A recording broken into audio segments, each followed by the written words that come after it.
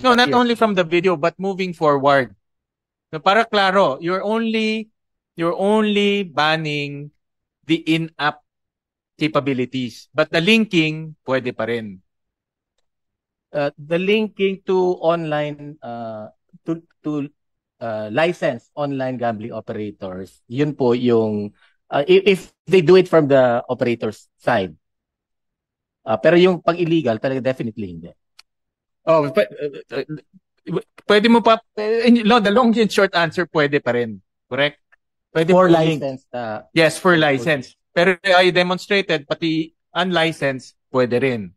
yun po yung surveillance. Kaya nga ang aming hinihiling sa inyo, license, unlicensed, wag nyo nang i-link. Kasi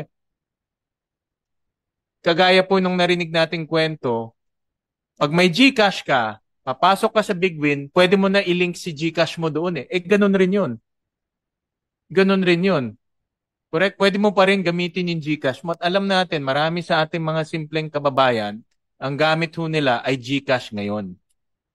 Yes, may just add to Senator Gatchalian's, Mr. Chairman, questioning, because my media are I have a group chat with the media, and they're asking us to clarify. Kasi right now lumalabas as Philippine Star, Inquirer, you're delinking the e-wallets to the online gaming or gambling platforms. Pero what you're only taking out pala is the app presented there, the in-app. In other words, pwede pa rin sila magsugal at gamitin yung e-wallets to pay. Correct, sir? For the licensed gaming operators. Yeah, because we don't want to provide false hopes for this. Because if all we know, yung nangyari po sa biktima, baka GE wallet din ang ginamit nun. Maybe we can ask Sir Antonio. Sir Antonio, yung binayad ba nila? Anong binayad nila? GCash? Paymaya? GCash po. Ayun, GCash. So let's make sure we don't provide false hope. Be clear with your instruction of the BSP. Because what ultimately we want is de-link.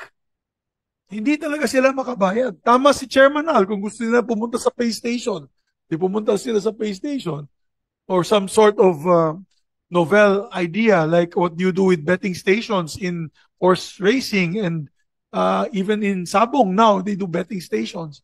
But right now let us put this in proper perspective. You have taken gambling home. You no longer go to the casino to gamble. You have brought it to your home. Sa loob ng banyo habang natutulog yung pamilya, naglalaro ng online gambling ang anak, ang tatay, ang nanay. At dinala nyo po sa loob ng tahanan because of the e-wallets. In the absence of the e-wallets, wala po, hindi po ganun to kalaki, 32 million ang lulong na yun o nagsusugal. Your Honor, Mr. Deputy Governor. I hope, pardon me for sounding, I am just very emotional. Because people in my district, all the way in Bukidnon, are gambling addicts because of these Sanamagan online gambling operators. How dare they go to these places and enter the homes of these families? And they're killing people and making them into criminals, even police officers. Nandito si General. Police officers. Nag-hold up. Namamaril ng tao. Forbida, pesting yawa. Okay. We should really fix that, Your Honor, Mr. Chairman. We have to work this out and make this right. For the people. Mr. Chairman. Go ahead, Senator Rico. Salamat, Mr. Chair. Sirs, both Chair Tenko at Deputy Governor Tangonan, ayaw ko ring maiwan lang sa false hopes. Parang may putol sa connect na dapat mangyari eh. From the end of PAGCOR, Chair Tenko, pwede nyo na bang utusan yung mga online gambling platforms na bawal silang magbukas at mag-maintain ng account sa mga e-wallets? And from the end of Bangko Sentral, Deputy Governor Tangonan, pwede na bang utusan yung mga e-wallet na bawal na silang magbukas at mag-maintain ng account doon naman po sa mga online gambling platform? Para yung gap, yung disconnect, kaya nagkakaroon lang ng false hope, makonect po natin at masimulan nyo ng magkaroon ng concrete hope, solusyon dun sa hinahanap ng aming komite? Senator Ontiveros, yung pong sa PAGCOR ay i-verify ko dahil ang alam ko po, maski ang BSP, ang ruling is any licensed operator, whether land-based or online, ay pwedeng makipagtransaksyon sa anumang uri ng pagbabayad na ginagamit ng BSP. So pati po yung cannot... solusyon galing sa PAGCOR, ang sagot nasa Bangko Sentral Opo, din. Okay po. So, Deputy Governor Tangonan. So, amin pong kailangan, ayoko pong sumagot sa inyo rin. Sige po. Kung baka makasagot kayo, Deputy Governor Tangonan, sa aming komite, pwede nyo na bang utusan pareho yung mga e-wallet at yung mga online gambling platforms, bawal na silang magbukas at mag-maintain ng account sa isa't isa on pain of whatever penalty na pwede nyo nang ipato sa kanila ngayon pa lang, bago pa umabot dun sa deadline na sinasabi ni Chair na Sunday morning? We will coordinate with the PAGCOR po, and at the same time, yun pong talagang pag illegal po yung online gaming operators, yun, we can take immediate action kasi po illegal yun eh. Pero yung mga license po, yun po yung kailangan namin aralin. Although in our final policy that we're crafting, nandun naman po yung mga restrictions. Yes, sir. The use of... I understand, Deputy Governor. Kaya mukhang pati yung restrictions hindi sumasapat. So baka po aside from coordinating with BSP, pwede nyo pong i-update ang komite through our chair. Ano po yung concrete steps, solution na po na pwede nyong simulang gawin until Sunday morning. Kasi kahit po yung, sige po, simulan nyo na sa mga illegal, pero kahit yung mga legal, they account for 40%. And hindi po maliit na percentage po yun. Salamat, Mr. Chair. Thank you. Your Honor, if I may recall, I took a look at the case of Isabong. As soon as the Office of the President banned the Isabong, we immediately took down all links and even closed the payment system for transmitting bets or payments to the Isabong on the strength of that policy, Your Honor. Well, Deputy Governor, bago pa, wag naman sana kailangan pa intayin umaksyon yung Office of the President, although it may come out sa committee report na pangungunahan ng chair namin, ang komite. But yun na nga po, baka at the level of Bangko Sentral, pwede na pong simulang gawa ng bahagi ng konkretong solusyon. Thank you, We'll Mr. consult with our legal office. Vice Governor, gusto po sa susunod po na hearing. Well, hindi po, kung hindi ikaw, gusto ko po makita yung Governor. Meron na po kayong solusyon dito. Okay, please inform the Governor. We want a clear and concise solution. Kaya po tayo nag-uusap-usap dito. Kami ho dito, majority po sa amin, ayaw namin sa online gambling. Kayo po sa gobyerno nakikiusap na kung po pwede, kasi nga po malaki malulugi. Kami ho, kung kami tatanungin nyo, wala kami pakialam, kaya malugi ho tayo because of the fact na yung social ills right now outweighs doon sa benefits. Nakikiusap po kayo ngayon na kung kami lang tatanungin kung pwede kami magdesisyon, iba na ho lahat ng online gambling whether legal or illegal. Kaya nga ho tayo na nag-usap-usap. So gusto po namin maglatag kayo ng konkretong solusyon.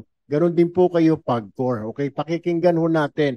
Next hearing po, bigyan nyo kami ng konkretong solusyon. Kasi isa po sa mga konkreto na gusto namin, kaya po lumala ang online gambling dahil po sa mga e-wallet, sa totoo lang ho. Dati ho, yung mga online sabong na yun, may mga agent pa. So medyo nahihirapan pa yung tao. Pupunta mo na sa kung saan-saan. Pupunta sa mga pay station. Ngayon ho, sa telepono na lamang, pwede na magsugal. So we want a concrete solution, BSP. PAGCOR, ganun din po. Lahat po kayo, pati DICT, pati po ang ating law enforcement agencies, magkikita po tayo sa next hearing. So, yun lamang po, yun po. At the same time, si Senator Aling Cayetano is requesting po to suspend na rin the hearing, yung kanyang Committee on Banks, Financial Institutions, and Currencies, and behalf of its chair, si Senator Cayetano nga po.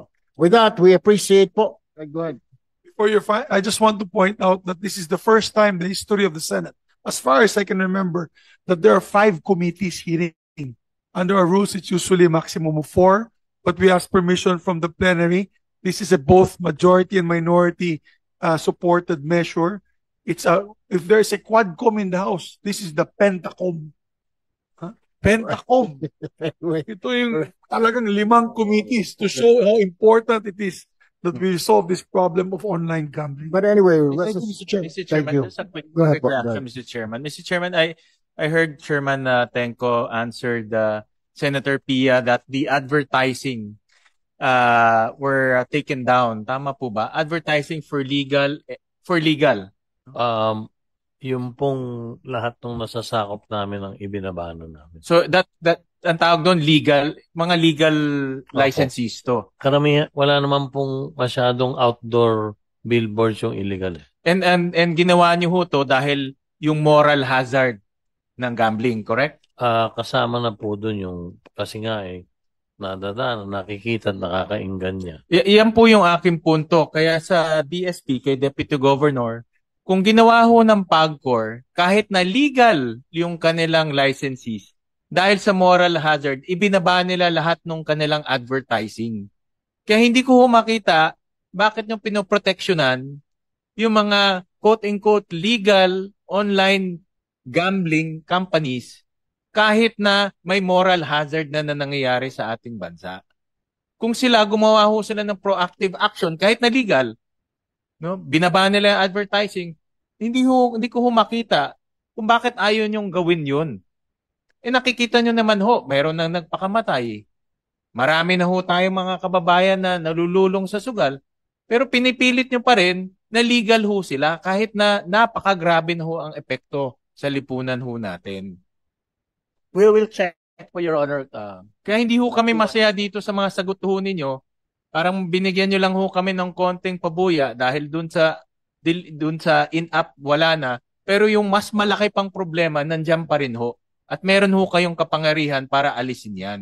Yung ho yung aming punto.